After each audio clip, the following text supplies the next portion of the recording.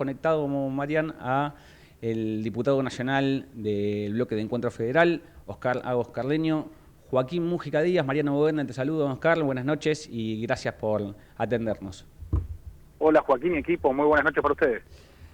Oscar, el miércoles se va a tratar, o se va a intentar tratar, hay que ver si logran quórum y de eso nos podrás decir vos, alguno de las iniciativas de la oposición que se generaron después de la polémica, del escándalo por la publicación de la criptomoneda Libra.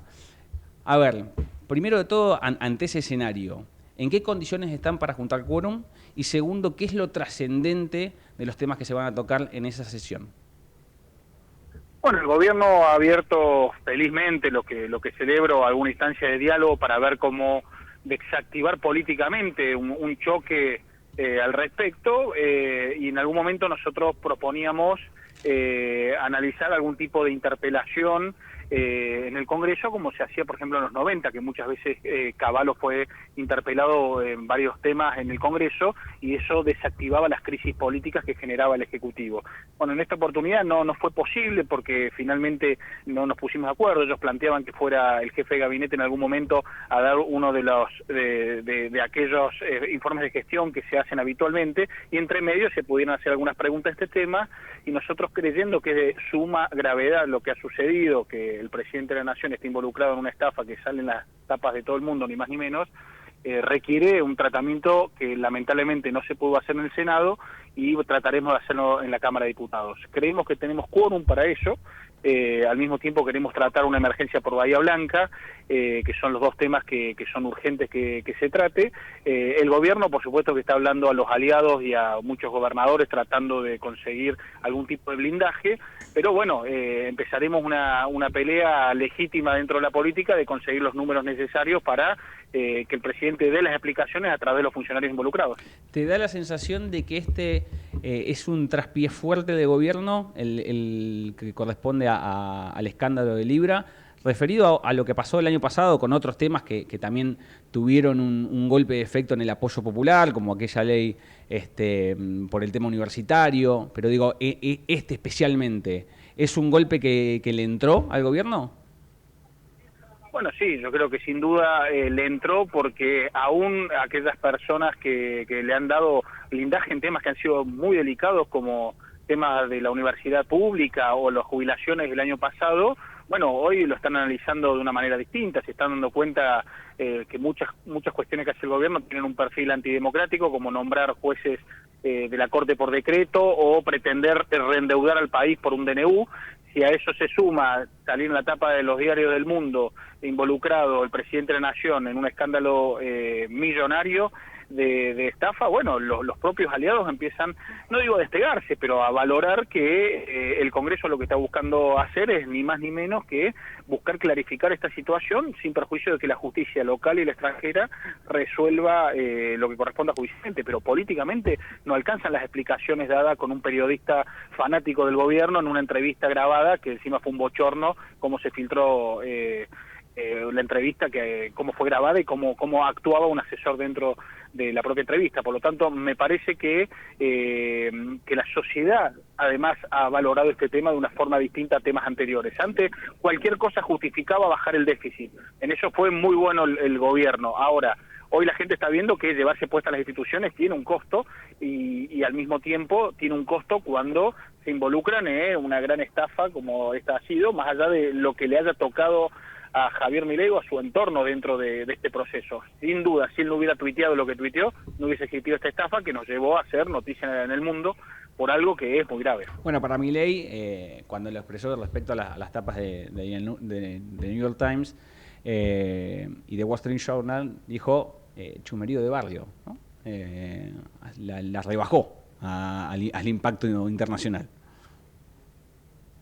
Bueno, Milei se promociona como uno de los presidentes más importantes del mundo, pero no, terminó haciendo lo mismo que 5 días antes había hecho el presidente de la República Centroafricana, que es un país que tiene 30 veces menos el PBI de la Argentina per cápita y es un país que solamente vende diamantes y madera a fuerza de cuasi esclavitud, es decir, ese es el nivel de torpeza benigna que ha provocado el presidente, porque eso ha sucedido en otro país como este que digo, y el gobierno ni siquiera advirtió para no repetir el mismo error. Por lo tanto, creo que tienen que entender que políticamente hay que dar explicaciones, y dar explicaciones en democracia es algo muy sano, es saludable. De hecho, insisto, Cavallo en la época del menemismo 4 veces fue interpelado y en ningún momento se puso en crisis al gobierno por eso. Ahora, si permiten que escale, hay gente que está pensando en un juicio político y a nosotros nos cuesta buscar que esto quede en explicaciones políticas, en una investigación política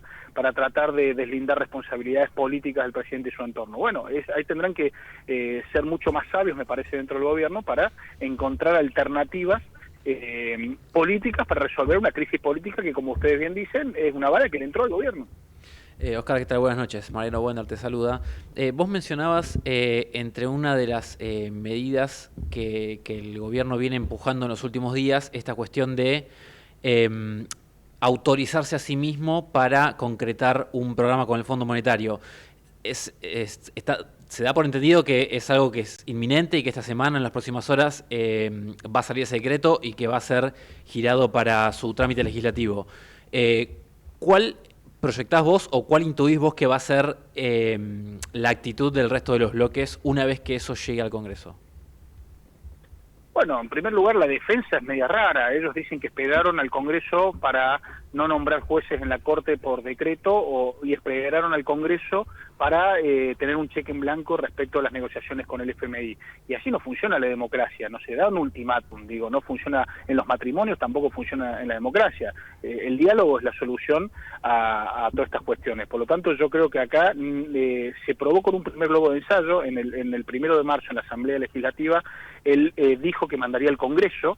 De hecho, hizo una entrevista también en un canal amigo del gobierno, hablando en ese sentido, y después decidieron que no, que sería por decreto y que sería todo secreto, que sería un cheque en blanco que no lo iba a dar el Congreso, entonces se lo iba a autodar el presidente. Eso, con los diputados y senadores con los que vengo hablando, bueno, hay una predisposición, porque aparte han mentido en el comunicado que sacó el gobierno al decir que le iba a dar un trámite legislativo, cuando en realidad el DNU no funciona de esa manera, y es por eso que este es el presidente que más ha abusado de esa herramienta. Es decir, lo que hacen es dictar algo con un formato y con un texto que funciona como ley, que va a tener plena vigencia, tanto ambas cámaras rechacen, y sabiendo de que posiblemente la Cámara de Diputados, a través de aliados y gobernadores, logren algún grado de cobertura. Por lo tanto, es toda una trampa comunicacional que entiendo que la gente empieza a darse cuenta de que son actitudes que rompen la democracia y que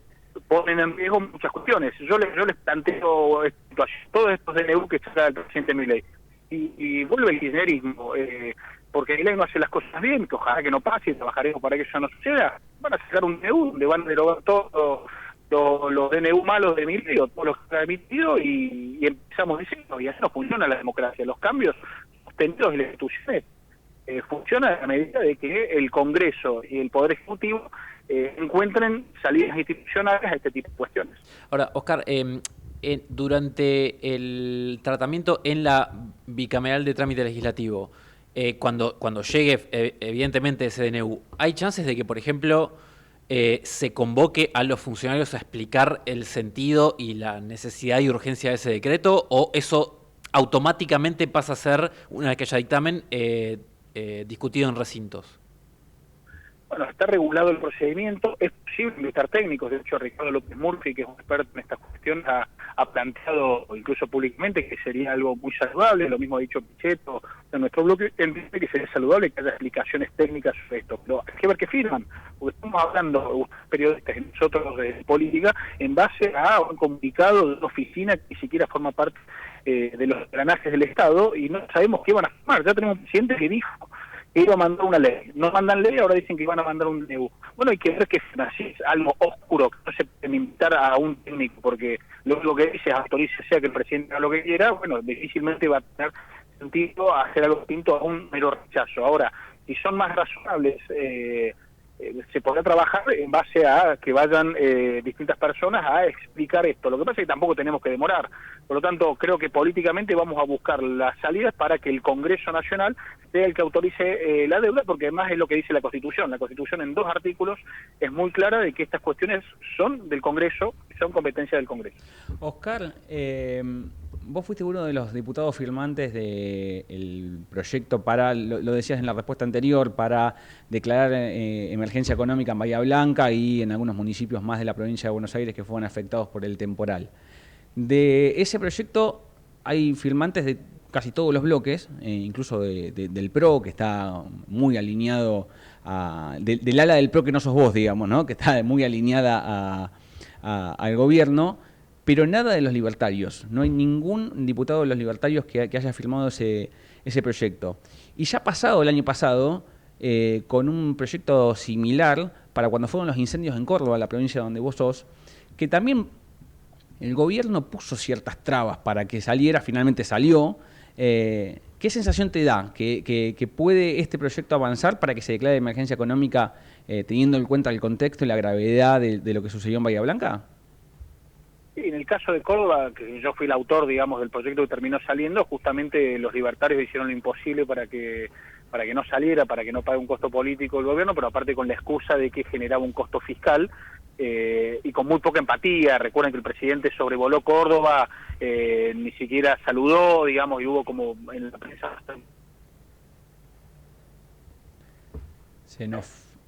Oscar, ¿nos escuchás? Sí, perfecto. Ahí está, me repetís la última parte porque se te perdió un poquito.